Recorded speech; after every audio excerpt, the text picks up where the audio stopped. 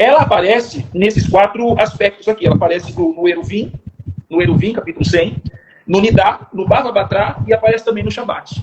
O que acontece quando você começa a estudar as obras talmúdicas? Nas obras talmúdicas, você começa a entender que ela começou a ganhar forma. Começou a ser personificada, digamos assim? Exatamente, ela começou a ganhar uma forma que eu posso chamar de... uma forma humanoide. Sim. Entendeu? Vamos dizer com características humanas? Exatamente. Quando você pega, por exemplo, o tratado Eruvim, o tratado Eruvim vai falar que Lilith vivia de cabelos soltos. Então, no tratado Eruvim, uma característica humana. No tratado Eruvim, por exemplo, ela tem cabelo. Começou a ganhar imagem próxima do ser humano. Exatamente, só que o que significa o cabelo para o ocidental não é a mesma coisa que significa o cabelo para o oriental. Exatamente. Então, o texto fala... Eu tinha até feito uma pasta aqui só para ela, deixa eu ver. O texto fala a respeito, por exemplo, que ela é como Lilith, de cabelos soltos. Porque o cabelo, no caso aí, simboliza uma intimidade da mulher. É uma parte íntima do corpo da mulher. Não só isso. O cabelo, por exemplo, na mulher, o cabelo para o povo semita, na mulher, ele tem o mesmo valor que o quadril, que o quadril tem para os latinos e os seios têm para os americanos e europeus. Exatamente. O cabelo da mulher é uma coisa levada tão a sério lá que a mulher só pode mostrar o cabelo para o pai, para o irmão e para o marido. E aí colocam a figura de Lilith como uma mulher de cabelos soltos, ou seja... Exatamente, por quê? Porque a mulher judia, ela anda de cabelo preso. Sim. O que o cabelo e a mulher preso? que andar de cabelo solto, ela vai estar ali comungando com esse tipo de espírito. Então, o cabelo preso na mulher judia fala sobre comportamento, entendeu? O cabelo preso na mulher judia fala sobre a submissão. Uhum. Porque além do cabelo preto, elas usam um lenço na cabeça. Sim. Porque o cabelo não pode ser visto. Então o cabelo preso fala sobre isso. Agora, o cabelo solto fala sobre rebeldia. Exatamente. Entendeu? O cabelo solto fala sobre rebeldia. O cabelo solto fala sobre uma energia selvagem. Sim. Então no tratado Eruvim, que é o que tem que vir na sequência depois de Isaías, em Isaías ela é uma força. Em Isaías ela é tratada como se fosse uma energia, um espírito assolador. Agora não, no Eruvim ela já começa a ganhar forma. E ela ganha uma forma de mulher de cabelos longos. E qual que é a grafia que está aí? A grafia hebraica aramaica. Uhum. Entendeu? O Talmud Usam qual palavra? Oi? Usam qual palavra para se referir a Lilith de cabelo solto? Lilith Saar. Lilith é cabelo. Não, Lilith é ela. E Saar é cabelo. É interessante a gente falar sobre cabelo também aqui, porque na tradição mística, não sei se você sabe, mas os cabelos estão ligados a portais. Mortais? Portais. Portais? Por quê? Opa, totalmente. Cabalisticamente falando, você já viu o judeu? O judeu tem umas trancinhas aqui? Sim. Aquilo ali são os peiot. Aquilo é chamado de peiot. Na tradição judaica, o cabelo ele está totalmente ligado a portais. Mas que tipo de portais? De vários elementos. Portais que são ligados a sefirotes. Por exemplo, você não lembra que Sansão tinha cabelo comprido? Sim, que representava a força dele, sim. Exatamente. Aquilo ali era um voto de Nazireu que ele tinha com Deus. Uhum. Cortaram o seu cabelo, a sua força foi embora. Por isso que o cabelo, os pelos do corpo, na visão cabalística, ele é de um poder importantíssimo. De uma energia importantíssima. Por quê? Porque pelo é energia. Uhum. É energia. Não apenas na tradição judaica, como em outras também. Você mesmo deve saber, por exemplo, que o cabelo da magia é importante. No zoroastrismo, por exemplo, você não podia dispensar o seu cabelo ou sua unha de qualquer forma, porque poderia ser coletado pelos devas. Exatamente. A Kabbalah fala a respeito de unhas também. Uhum. A Kabbalah fala a respeito de unhas também, que cabelo, é dotado de uma energia poderosíssima. Sim. Entendeu? Poderosíssima. Pronto, abriu. Poderosíssima. Deixa eu achar o texto aqui. O texto talmúdico aqui está assim. Deixa eu ver aqui. Esse é mais complicadinho para ler, que é mais antigo. Ba'amitatana megadelet sear que Lilith veio shevet umaste maim kabema bena asekar leva alá. A tradução que nós temos aqui... A tradução que nós temos aqui é exatamente essa. É algo que fala... Aqui, ó. Ela deixa crescer o cabelo como Lilith. Senta-se e urina como um animal. E torna-se um leito para o seu marido. Não dá para entender nada, né? Não. Exatamente. Por quê? Por que não dá para entender nada? Porque é um código cifrado. Sim. Eles escrevem uma linguagem exatamente fechada. Exatamente para que o povo de fora não entenda. Ela deixa crescer o cabelo como Lilith.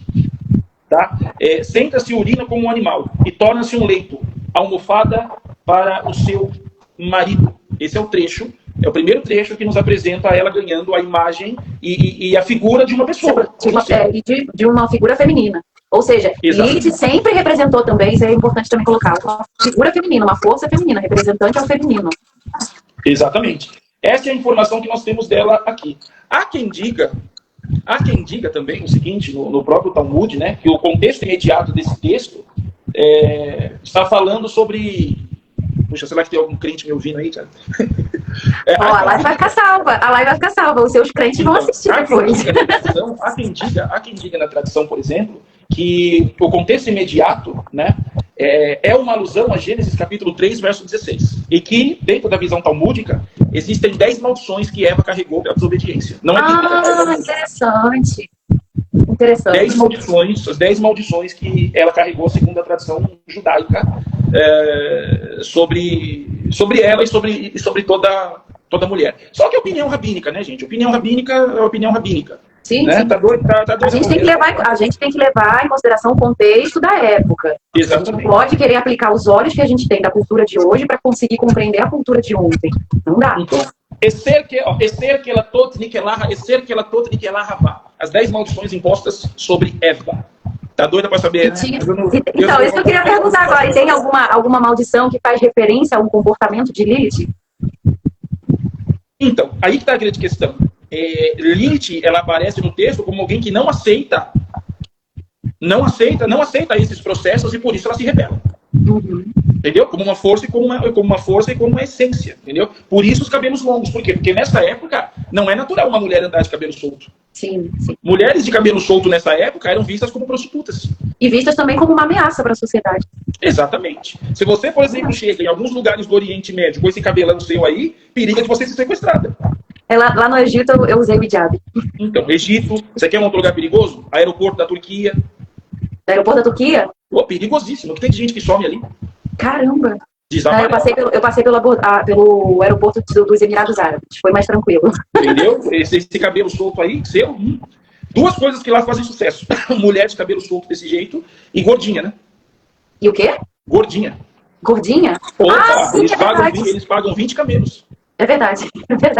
Eles pagam 20 camelos. Acredite se quiser, porque o arquétipo físico, né, o estereótipo da mulher do Oriente Médio não é assim. Você fez cabelão seu aí, você arrumou um problema sério lá. Mas então, Emerson, aí a gente falou já do Talmud, né? E depois do Talmud, quando a gente já está entrando aí na questão mística? Não, nós vamos começar a entrar na mística agora, porque eu citei um tratado para você. Por exemplo, tem o segundo tratado que nós temos aqui, que é o Shabat. O Shabat já é um pouco mais horripilante. Ah, é? Por exemplo, o Shabat. Tratado Shabat 151b diz assim: Amar Rabi Hanina Asur Lisham Babait. Yerid Behol Hayashem Babait Yeridi Arazato Limit. Disse Rabi Hanina: é proibido dormir sozinho em uma casa. E todo aquele que dorme sozinho em uma casa, Lilith o agarra. Mas isso daí a gente tem lá na Mesopotâmia também. A gente tem também lá na Mesopotâmia. Então, tem um ponto importante a ser tratado. O verbo aqui é arrasto. Arrasato. Deixa eu ver se é arrasato. Tá, tudo bem, vamos lá. É proibido dormir sozinho dentro de uma casa. Não está dizendo aqui, por exemplo, que é proibido dormir sozinho em uma cama. É proibido dormir sozinho em uma casa, ou seja, que não haja mais pessoas dentro dessa casa. Uhum.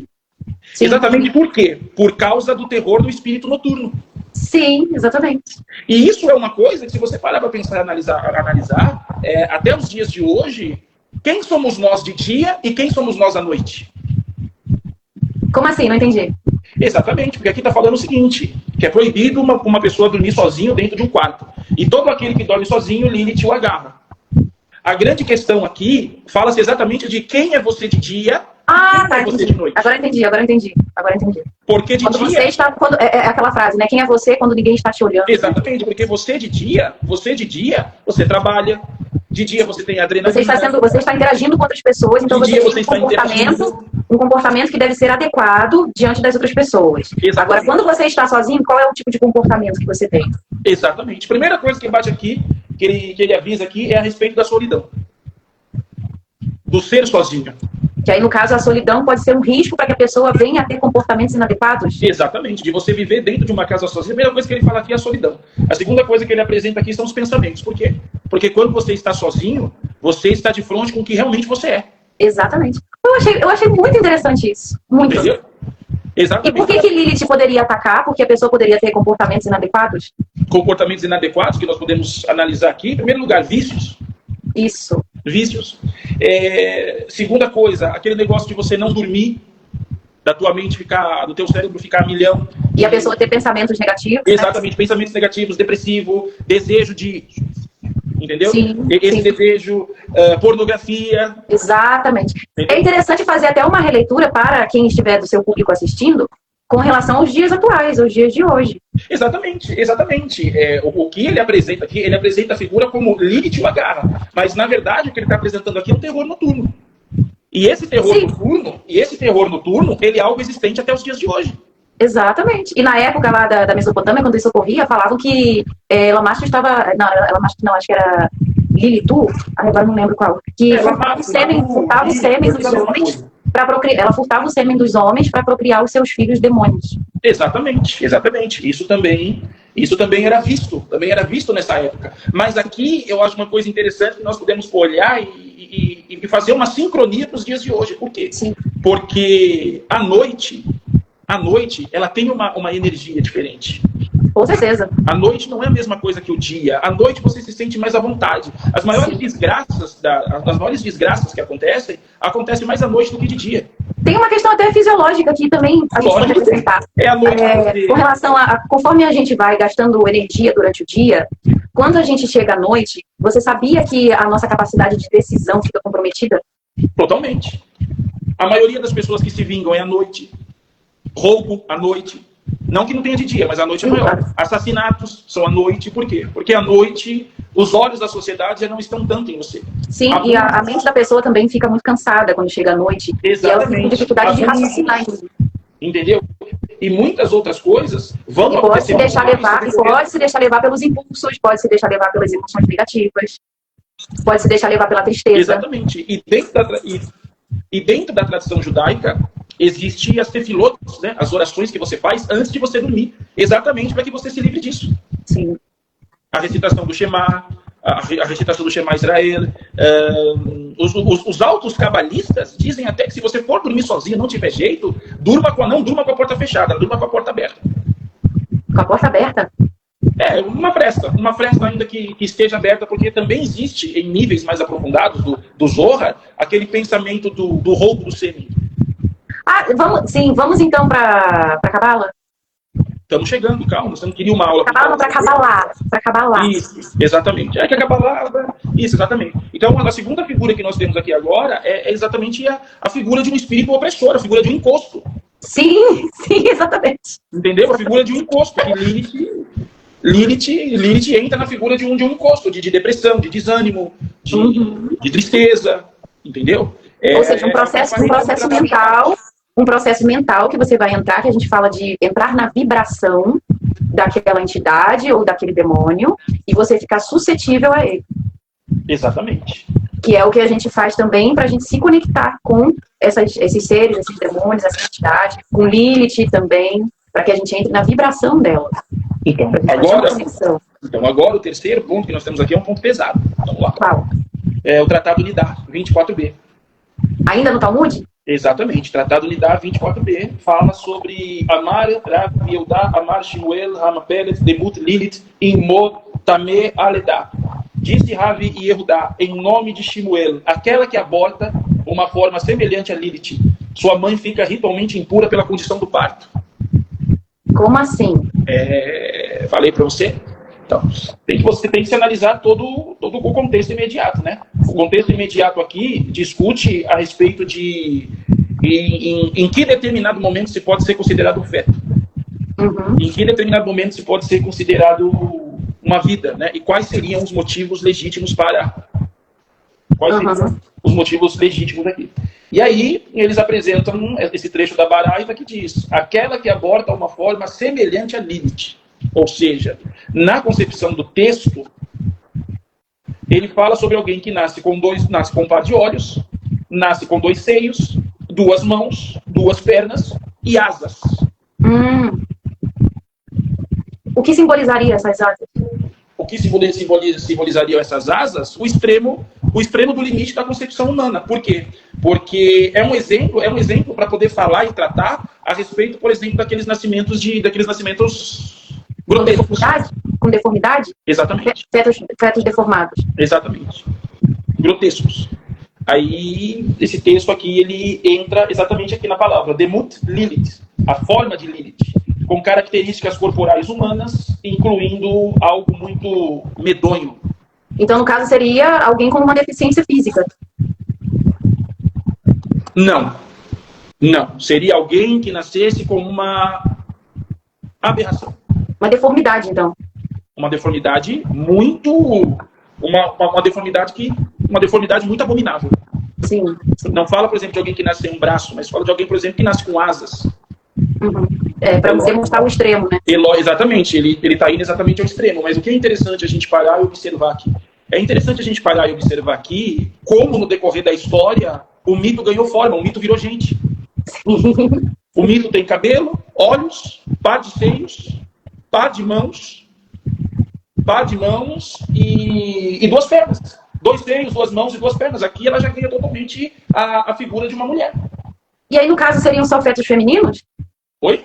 Só fetos femininos deformados? Não, tanto feminino como masculino. Uhum. Exatamente. E aí, no caso, eles eram considerados o quê? Eram considerados crias de Lilith, afetados por Lilith? Então, dentro da visão rabínica, dentro dessa discussão, eles acreditariam, por exemplo, em uma aberração sobrenatural. Uhum. Entendeu? Uma aberração sobrenatural. Mas não que o feto tenha sido possuído por Lilith. Não, de maneira nenhuma. De maneira nenhuma. É apenas essa construção, esse entendimento, entendeu? Até que ponto deixaria de ser algo normal para se tornar algo totalmente de um aborto imediato? Uhum, entendeu? Em que ponto a mulher deveria tomar tal atitude? Mas Anderson, como que eles faziam para saber? Como que eles faziam para saber antes do nascimento? Como que era o feto? O abortar aí, no caso, não seria descartar o feto? Então, não. Mas o conceito de aborto aqui significa tirar a vida quando nasce. Ah, sim, descartar, né? Você está me ouvindo? Agora tô. Voltou? Descarta.